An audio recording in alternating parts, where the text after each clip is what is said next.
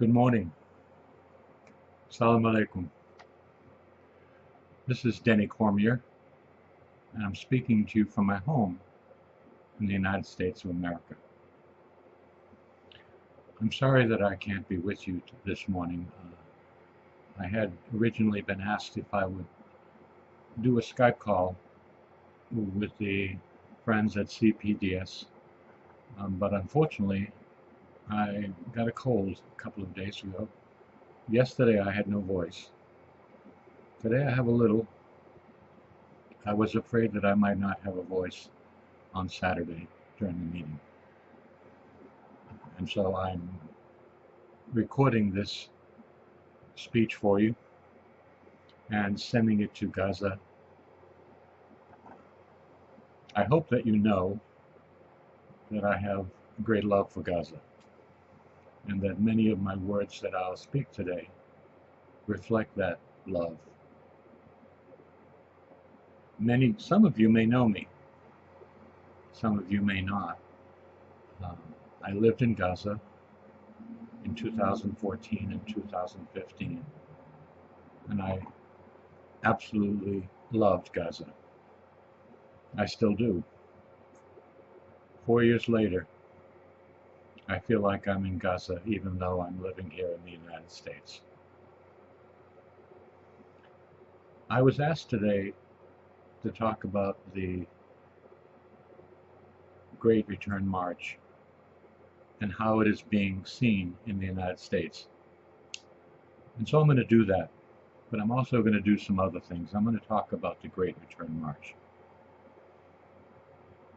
If one of you came up to me on the street today and said, "What do you think of this march?" I would tell you that it was wonderful. I have been following the march for weeks before it began, and every day since it began on March 30th. It seems such a long time ago, but I have had great faith in the march and continue to have great faith in the march.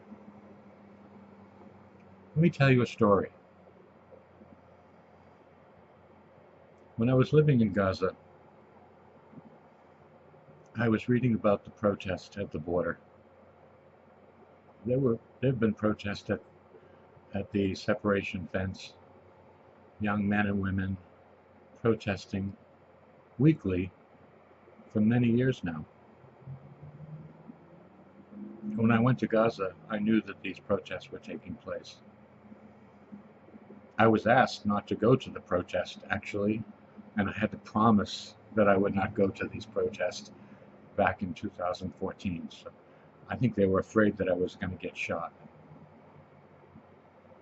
Perhaps I would have, I don't know. But when I was living in Gaza, I had a dream. And I remember that dream today as if it was yesterday. I remember every detail. And in my dream, thousands of people came together one day along the separation fence between Gaza and Israel or Palestine. Men, women, children, families, the elderly, even the sick. And they came to the border with picnic lunches, to be honest. And they sat right by the border in places where they were not supposed to be.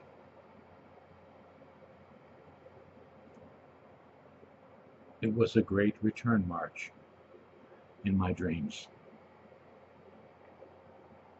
I'm not the only person that had a dream of the Great Return March. There's a young man in Gaza. I think all of you know him. Ahmed Abu Artema. You may know him by slightly different names because that's the way it's been. There have been slightly different but he has had a dream, and that dream was the beginning of the Great Return March.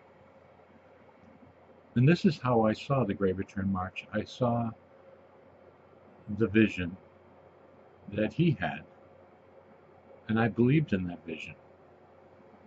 In fact, I met Ahmed online, and I met him in a Skype call weeks before the march, and we talked about the march. I'm going to play a short video for you, because that dream of his and that dream of mine were very much the same. So please watch this short video. Maybe some of you have seen it, many of you may not have seen it. It's a very recent video. I'll come back to you and talk more after the video is finished. مسيرة العودة بدأت بحلم. كنت أنا وأصدقائي بالقرب من السياج العازل شرق قطاع غزة. رأينا العصافير يعني تقطع هذا السلك مجيئا وذهابا. صديقي الذي كان معي يقول لي انظر هي بلادنا المحتلة عن 48. فأنا قلت فقط عشرات الأمتار تفصلنا بيننا وبينها. فيعني سجلت خاطر في ذلك اليوم على الفيسبوك: لماذا لا نكون مثل العصافير؟ على أنها لا تعترف بهذا السلك. كانت لي قصة باكرة مع الفصل.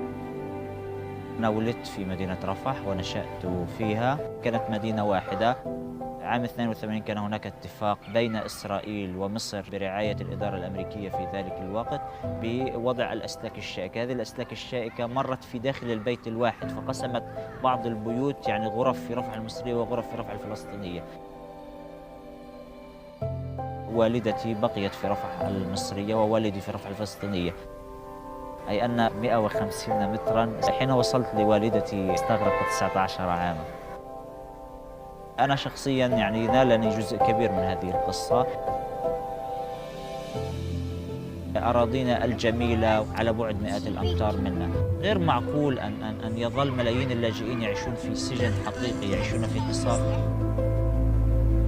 كتبت خاطرة ثانية قلت فيها: ماذا لو اجتمع 200,000 لاجئ فلسطيني بطريقة سلمية ووقفوا جميعاً بطريقة سلمية بالقرب من السياج العازل وقالوا نحن نريد العودة إلى ديارنا، ماذا ستفعل دولة الاحتلال؟ تفاعل بقوة، ليس لأن هناك قوة طاقة سحرية في المنشور، ولكن لأنه جملة الظروف التي يعيشها الناس. هناك حالة خنق وحصار غير مسبوقة، اشتداد لهذا الحصار. القطاع الخدماتي منهار، القطاع الاقتصادي منهار، المعبر مغلق، لا رواتب، لا عمل، لا أفق. مسيرة العودة أعادت العافية والحيوية للقضية الوطنية. أظهرت صورة الشعب برجاله وبنسائه. Has the march made a difference? Yes, it has. Is Ahmed's dream,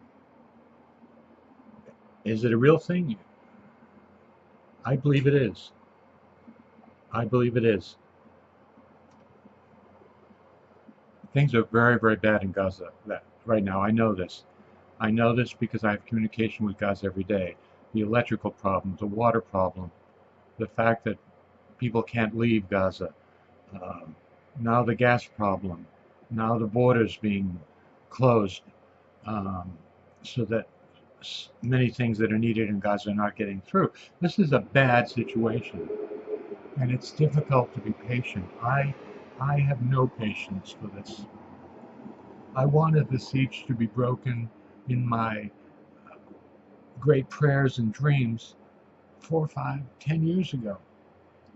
And we still, not much has changed. It's gotten worse. I believe, as the visionaries of the march believe,